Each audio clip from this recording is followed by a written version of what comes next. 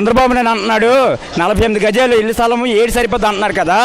NT Ramarao ఉన్నప్పుడు నాకు 36 గజాలు ఇల్లు ఇచ్చాడు సార్.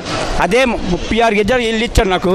36 గజాలు ఇంట్లో నేను ఆనందంగా ఉంటున్నాను. ఈరోజు జగన్ వచ్చిన తర్వాత 48 గజాలు ఇంట్లో ఎందుకు ఉండలేవండి? మాలాంటి పేదోళ్ళు హ్యాపీగా ఉండొచ్చండి. ప్రతి సిటీలోనే ఇచ్చాడు. ఆ సిటీలోని ప్రతి దగ్గర గజం మినిమం 1,00,000 రూపాయలు ఉంది ఈరోజు. మళ్ళీ ఆయనే సీఎం అంటున్నారు, మళ్ళీ జగనన్నే కావాలంటున్నారు, జగనన్ని దింపేస్తానంటున్నారు. 5-6 పొత్తులు కలిపి ఏదేదో పార్టీలు కలుపుతున్నారు. కానీ జగనన్న అయితే ఎవడు ఏం పీకలేడు కోరన. నెక్స్ట్ సీఎం ఆయన అవుతాడు. జూలో ఎన్నో జంతువులు ఉంటాయి. సింహాన్ని కొట్టాలంటే చాలా కష్టం. ఆ సింహాలు అంటాడు జగనన్న.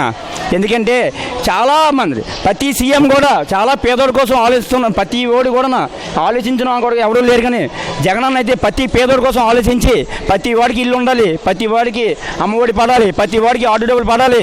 ఒకప్పుడు ఆటో ఎక్కాలంటే ఆడోళ్ళు చాలా భయం పడేవారు. ఈరోజు జగన్ వచ్చిన తర్వాత ఆటోలు కూడా ఆడవాళ్ళు కూడా ఆటోలు కూడా వేస్తున్నారు. అంటే ప్రభుత్వం అంత బాగుంది. నెక్స్ట్ ల్యాండ్ ఆర్డర్ బాగుంది.